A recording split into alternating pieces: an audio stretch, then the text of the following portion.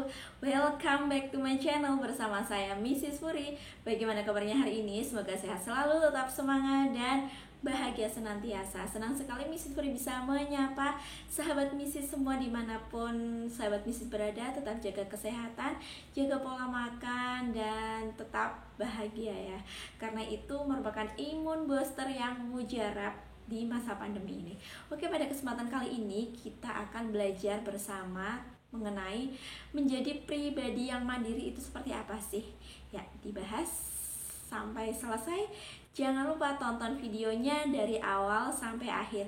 Yang belum like, ayo like dulu. Yang belum subscribe dulu, dan kemudian share kepada banyak orang agar banyak orang juga yang menuai manfaat dari video yang Mrs. Puri berikan ini.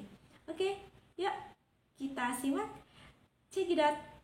Kita adalah makhluk sosial yang membutuhkan orang lain dalam berinteraksi dan bersosialisasi dalam mempertahankan kehidupan ini.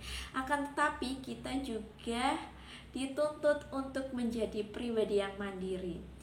Ketika kita berbicara menjadi pribadi yang mandiri itu tentu tidak mudah, banyak sekali tantangannya, banyak sekali rintangannya. Ketika teman-teman semua bisa menghadapi semua itu, otomatis sahabat Mrs. bisa melewati yang namanya menjadi pribadi yang mandiri. Menjadi pribadi yang mandiri itu harus diciptakan, bukan datang dengan sendirinya. Ada dua hal, yaitu mau dan mampu. Kita mau tidak sih, dan kita mampu atau tidak. Itu dua kunci utama. Sahabat Mrs., untuk sahabat Mrs. yang masih suka bergantung dengan orang lain, atau peribahasanya bagaikan air di atas daun talas, atau juga bisa disebut dengan orang yang masih bergantung kepada orang lain. Lah, ini cocok banget sahabat Mrs. berada pada video yang tepat. Jangan dilewatkan, tonton sampai selesai, nggak boleh di skip ya. Kita harus hidup mandiri, karena kesuksesan hidup itu ditentukan oleh diri kita sendiri, bukan mereka, bukan orang lain. Orang lain itu hanya wang sinawang, biasanya hanya komentator dan memuji ketika kita sudah sukses. Lah, yang menentukan siapa? Diri kita sendiri. Mari kita ciptakan masa depan yang baik dengan menjadi pribadi yang mandiri. Keuntungan dari kita menjadi pribadi yang mandiri adalah yang pertama, kita itu menjadi pribadi yang percaya diri. Kemudian yang kedua, kita juga menjadi pribadi yang solutif karena kita sudah banyak pengalaman dan kemudian bisa menyelesaikan berbagai hal, atau bahasa gampangannya kita lebih mahir dalam menghadapi sesuatu. Kita lebih percaya diri karena kita itu tahu mau kemana arah kita, mau seperti apa yang akan kita lakukan nantinya dalam segala hal. Dan kemudian kita juga lebih mengenali potensi diri kita. Kita punya potensi apa, seperti itu. Jadi kita yang lebih paham. Kita adalah diri kita sendiri, bukan orang lain. Yuk kita simak tipsnya ada apa saja menjadi pribadi yang mandiri itu. Yang pertama, kita itu mencintai diri sendiri atau love myself. Jadi ketika kita mampu mencintai diri sendiri, kita paham diri kita seperti apa, kita bisa menerima diri kita seperti apa, kita yakin itu adalah awal kita untuk membentuk pribadi yang mandiri. Jadi awal yang harus kita lakukan adalah love myself. Di tips yang kedua ada do it yourself atau kerjakan sesuai dengan dirimu sendiri. Kita ubah mindset di sini bahwa yang biasanya kita harus menunggu orang lain dulu baru kita bekerja, di sini kita ubah mindset kita. Ketika kita bisa mengerjakan sendiri, kenapa harus menunggu bantuan dari orang lain? Alangkah lebih baiknya kita lebih efektif dan efisien ketika melakukan sesuatu dengan sendirinya. Tidak menunggu orang lain, tidak menunggu bantuan dari orang lain. Ketika kita bisa mengerjakan sendiri, yuk kerjakan, selesaikan. Jadi kita belajar di sini untuk mandiri, untuk Do it yourself. Ketika kamu bisa mengerjakan sendiri, kenapa harus menunggu orang lain? Seperti itu. Contohnya seperti ini sahabat Mrs. Misalkan sahabat Mrs. sedang dilanda suatu masalah.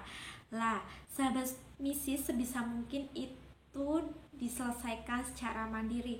Jangan menunggu saran dari orang lain. Kita cuma butuh waktu untuk menyendiri dan diselesaikan masalah itu. Ketika kita mampu menyelesaikan masalah itu secara mandiri, kita lebih solutif dan lebih dewasa dan lebih bijaksana dalam mengatasi suatu masalah tersebut. Kemudian kita juga tidak bergantung dengan orang lain. Kan seru kan? Tips yang ketiga, kita membuat life plan atau rencana hidup.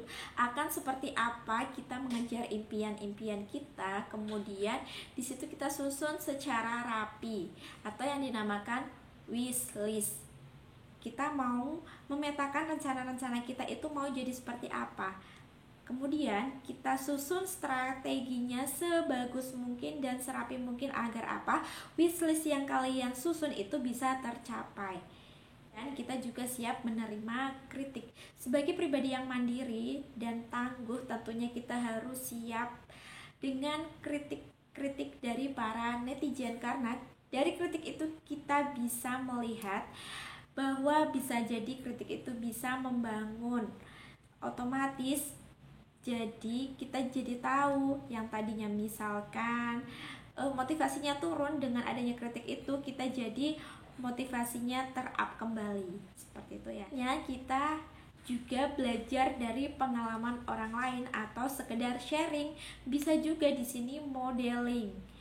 Tentunya kita susun strategi-strategi yang menarik juga. Kita sharing dengan orang lain, tapi di sini kita tekankan tidak bergantung dengan orang lain, hanya sekedar sharing untuk mendapatkan hal-hal positif dari orang lain atau modeling kita. Selanjutnya, hindari teman yang membuat provokasi atau membuat kalian tidak nyaman, membuat kalian itu bergantung dengan orang tersebut.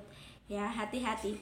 Temannya seperti ini perlu dihindari karena membuat kalian itu tidak mandiri. Justru kebalikannya, akan tergantung kepada orang lain dalam segala hal. Juga hampir sama, kita juga tidak boleh ya terprovokasi dengan orang lain.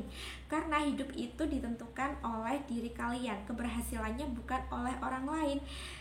Jangan-jangan nanti saran dari orang lain itu bisa mengubah tujuan hidup kalian. Hati-hati di sini. Yang tadinya mau menuju A jadi ke B. Nah, ini kan tidak sesuai dengan apa yang menjadi tujuan teman-teman di sini. Hati-hati, hindari hal-hal seperti itu. Olah-olah nanti hidup sahabat Mrs. itu diatur oleh mereka. Padahal yang mengatur hidup itu adalah diri kita sendiri ya, bukan orang lain. Karena mau seperti apa teman-teman memilih kehidupan nantinya itu ditentukan oleh diri sendiri, bukan oleh orang lain. Jadi tetaplah berdikari atau berdiri di atas kaki sendiri. Sahabat Mrs, di tips yang terakhir ada 2 poin yang sangat mendasar yang akan mempengaruhi menjadi pribadi yang mandiri. Ada apa aja? Yang pertama, kita harus selalu positive thinking.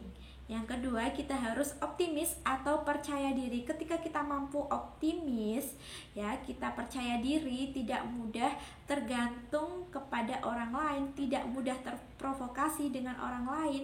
Kita juga mampu mengenali potensi diri karena kita punya kelebihan dan kita percaya diri, ya. Jadi, hal ini sangat mempengaruhi menjadi pribadi yang mandiri. Oleh karena itu, yuk mulai dari sekarang kita harus optimis terhadap diri sendiri, optimis terhadap keputusan yang kita ambil, optimis terhadap mimpi-mimpi kita, dan kemudian kita harus positive thinking dalam segala hal, bahwa kita bisa dan kita mampu. Yes, I can. Karena sejujurnya keberhasilan itu ditentukan oleh diri kita sendiri, bukan oleh orang lain. Seperti itu. Karena pribadi yang tangguh dan mandiri perlu percaya diri. Oke, videonya sampai di sini dulu. Mrs. Puri akan kembali pada minggu-minggu selanjutnya dengan video-video yang lebih menarik dan menginspirasi. Semoga bisa bermanfaat. Wassalamualaikum warahmatullahi wabarakatuh.